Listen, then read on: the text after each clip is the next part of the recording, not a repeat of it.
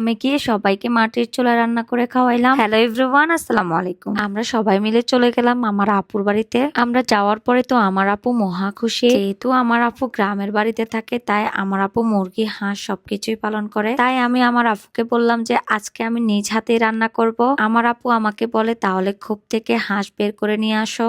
আমার তো অনেক বেশি আনন্দ হচ্ছে, আগে কখনো আমি এভাবে খোপ থেকে হাঁস বের করি নাই। হাঁসটা বের করে আমরা জবাই করে এটা সুন্দর করে বেছে নিচ্ছিলাম। আজকে ভাবলাম গ্রামে গিয়ে সবকিছু নিজ হাতে করব। হাঁসটা পরিষ্কার করার পরে আমি নিজ হাতে হাঁসটা কাটতেছিলাম। গাইস, অনেক বেশি বৃষ্টি পড়তেছে আর এখান দিয়ে আমি হাঁস করতেছি। সত্যি কথা বলতে কি আমরা শহরের জীবনে অনেক কিছু দেখতে পাই না, গ্রামে যারা থাকে তাদের বৃষ্টির দিনেও অনেক বেশি কষ্ট হয়ে যায়। যাই হোক গাইস, আমার হাঁস কোটা শেষে আমি এগুলো সুন্দর করে ধুয়ে নিচ্ছিলাম। হাঁসগুলো ধোয়ার পরে আমি চিন্তা করলাম যে একটু ছাদে গিয়ে ঘুরে আসি, তারপরে সে রান্না করব। টিপ টিপ বৃষ্টি পড়তেছে, তার মধ্যে আমি খালি পায়ে হাঁটতেছিলাম। ছাদে যাওয়ার পরে তো আমি অনেক বেশি খুশি হয়ে যাই। এত সুন্দর একটা ড্রাগন ফল গাছ আমার আপু রোপণ করেছে, মাশাআল্লাহ দেখতে অনেক বেশি সুন্দর লাগতেছিল। আকবর ভাই তো বলতেছে যে একটা গাছ একটাই ফল। এরপর আমি গ্রামের মানুষের মতো সুন্দর করে যানজর নিয়ে শাক তুলতে চলে যাব। ওসমানও অনেক বেশি আনন্দ পাচ্ছে এগুলা দেখে। সত্যি কথা গাইস, গ্রামে থাকার মজাই আলাদা। আশপাশের সবকিছুই আমার কাছে অনেক বেশি ভালো লাগতেছিল। গ্রামে হাতে নাগালে সবকিছুই পাওয়া যায়, যেটা আমাদের শহরে পাওয়া যায় না। আমি নিজ হাতে শাক তুলে রান্না করব।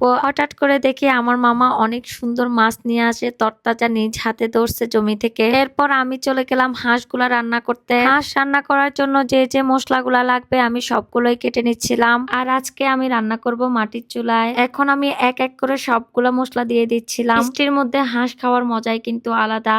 মাটির চুলা রান্না করলে অনেক বেশি মজা হয়। সত্যি কথা বলতে কি গাইস, আমার আপু হাঁস মুরগিগুলা শখ করে পালন করে। আমরা যখন আমার আপুর বাড়িতে বেড়াইতে যাই তখনই আমার আপু এগুলা কেটে আমাদের জন্য রান্না করে। আমি আল্লাহর কাছে শুকরিয়া করি আমার এরকম একটা বড় আপু থাকার জন্য। সত্যি কথা গাইস, আমার মা মারা যায় অনেক ছোটবেলায়। আমার বড় বোন আমাদেরকে আমার মায়ের মতোই লালন পালন করেছে। যাদের একটা বড় বোন থাকে তারাই শুধু এই মায়াটা বুঝতে পারবে। যাই হোক গাইস, এখন তো আমি সুন্দর করে হাঁসটা চুলায় বসাই দিচ্ছিলাম। মাটির চুলায় এভাবে রান্না করতে আমার অনেক বেশি আনন্দ লাগতেছিল। এর ফাঁকে আমার আপু আমাদের জন্য তালের পিঠা বানাচ্ছে। কথা বলতে কি গাইস, বৃষ্টির দিনে পিঠা খেতে অনেক বেশি ভালো লাগে। ওসমান তো তালের পিঠা পেয়ে একটার পর একটা খেতে আছে আর বলতেছে অনেক বেশি মজা লাগতেছে। গ্রামের বাড়িতে এভাবে সবাই মিলে আড্ডা দিতে অনেক বেশি ভালো লাগে। অবশেষে আমার রান্নাও শেষ গাইস, আপনারা দেখে বলেন কেমন হয়েছে। মাশাআল্লাহ, আমার তো খেতে অনেক বেশি ভালো লাগতেছিল।